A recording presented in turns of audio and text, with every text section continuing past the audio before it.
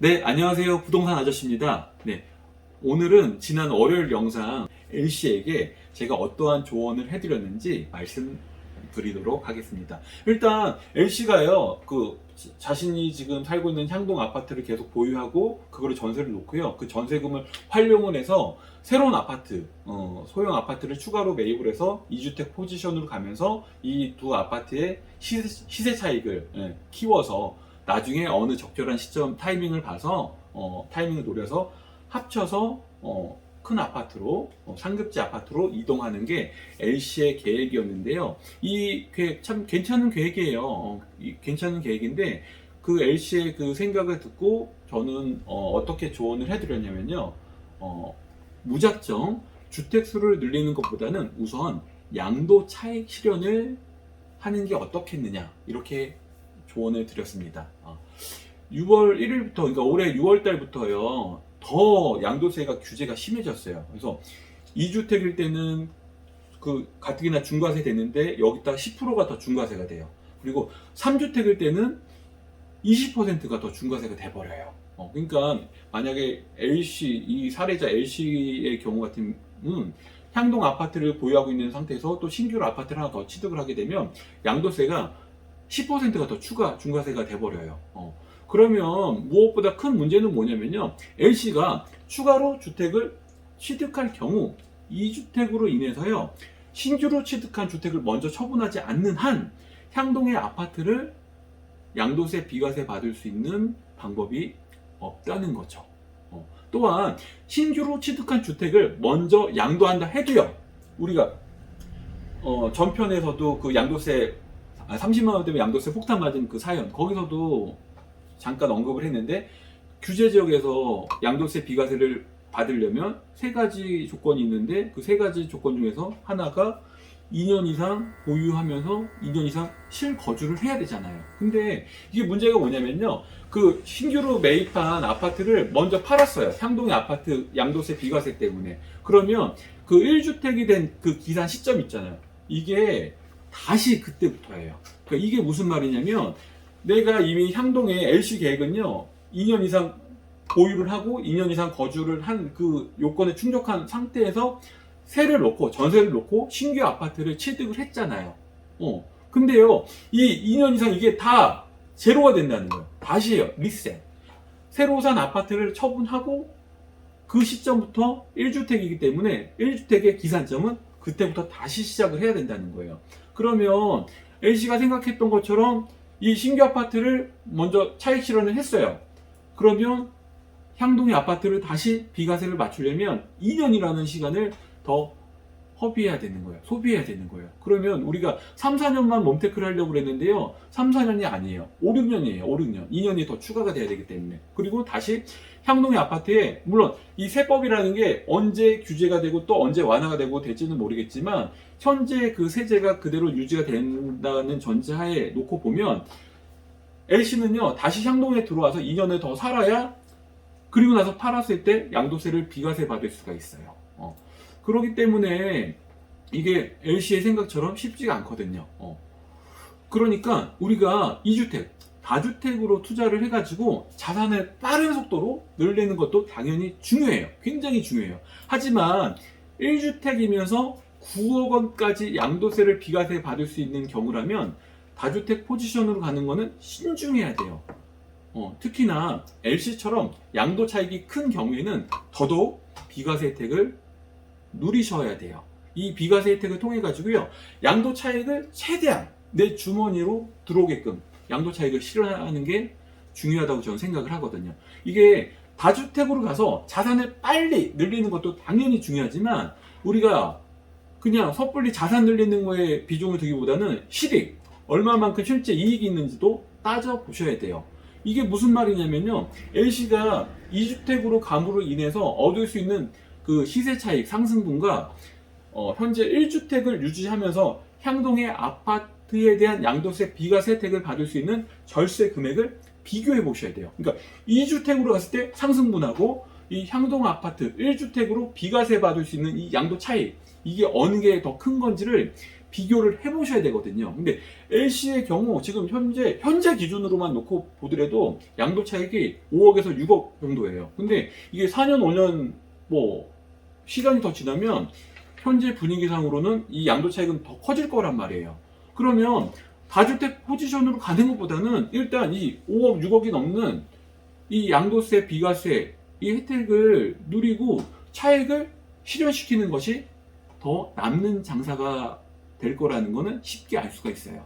이렇게 차익을 먼저 실현을 한 후에 다른 주택을 구입하는 것이 저는 맞다고 생각을 합니다. 여러분들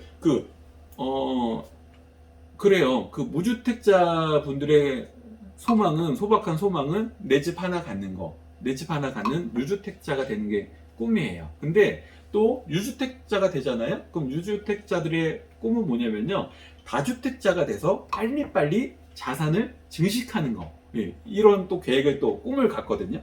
점점 사람이요 꿈을 키워가는 게 맞잖아요. 무주택에서 유주택, 유주택에서 다주택, 이게 맞는데 부동산 투자에서요.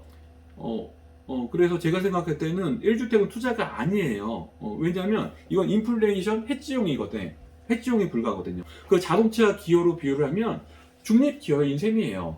그러므로 진정한 투자는 2주택부터가 이제 전진 기여, 투자가 될 수 있거든요. 그래서 추가로 주택을 매수해서 2주택 포지션으로 가겠다는 그 LC의 생각은요, 틀린 생각은 아니에요. 맞아요.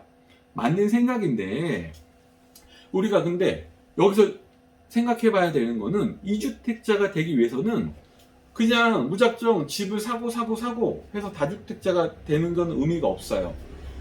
어떠한 요건을 갖추고 어떠한 상황이 됐을 때 그 상황을 충족했을 때 그때부터 다주택 포지션으로 가셔야 돼요. 그래야 실제 실익이 더 나에게 남거든요. 그래서 저는 다음과 같이 이 두 가지가 충족이 됐을 때, 이 요건이 충족이 됐을 때 2주택자, 3주택자, 즉 다주택자로 넘어가시기를 권해드리거든요. 그 두 가지 조건이 뭐냐면, 우선 첫 번째, 현재 보유하고 있는 주택의 가격이 9억 원을 초과해야 돼요. 이게 양도세 세법이 지금 이제 개정이 이제 앞두고 있어서 현재는 이제 9억까지는 양도세가 비과세인데 이게 이제 12억까지 이제 비과세가 이제 그래서 이제 상향 추진 중이긴 하는데, 어찌됐든 간에 현재 세법을 놓고 보면 9억까지가 양도세 비과세 구간이에요. 그래서 이때까지는 추가로 주택을 취득하기보다는요, 현재 그 9억까지 비과세 혜택을 최대한 누리셔가지고 양도 차익을 확보하는 게 어찌 보면 가장 큰 재테크가 될 수 있어요. 초기 투자에서 9억 이하의 주택에 대한 양도세 비과세는요, 정말 중요해요. 그 수익은요, 정말 크거든요. 그러므로 현재 자신이 보유하고 있는 그 주택이요, 9억 원을 초과하기 전까지는 섣불리 다주택 포지션으로 가기보다는 1주택에 집중을 하셔가지고요, 내실을 다지는 게 어쩌면 더 유리하지 않을까, 이렇게 저는 생각이 들어요. 그런데요, 이와는 반대로 매수 가격 자체가 벌써 9억을 초과한 주택이에요. 그러면 이때부터는 어차피 그 양도세가 뭐 비과세 혜택이 거의 뭐 없어지기 때문에 다주택 포지션으로 가셔서 자산의 크기를 최대한 확장시키는 것이 어쩌면 수익률 면에서는 더 유리할 수도 있어요. 그러니까 여기서 우선 첫 번째 기준은 나의 집이, 내가 보유하고 있는 1주택이 9억 원을 초과하는지 아니면 9억 원 미만인지에 따라서 좀 달라질 수 있고요. 그 다음에 두 번째는 뭐냐면요, 현재 보유하고 있는 주택의 양도 차익이 크지 않아야 돼요. 그러니까 이 LC처럼 양도 차익이 5억, 6억 이상 나버리면요, 이거 큰 거거든요. 이거 세금 절세 못하면 앞으로 벌어서 뒤로 미친다는 말처럼 남는 장사가 안 돼요. 손해보는 장사가 될 수 있기 때문에 양도 차익이 크면 비과세를 최대한 누리셔야 되고요. 반대로 상대적으로 양도 차익이 크지 않다 이러면 이때는 설령 자신이 보유하고 있는 주택의 가격이 9억 원 이하라 하더라도요, 양도 차익이 크지 않기 때문에 본격적으로 다주택 포지션으로 한번 선회하는 것을 생각해 보셔야 돼요. 신중하게, 깊게, 관심 있게.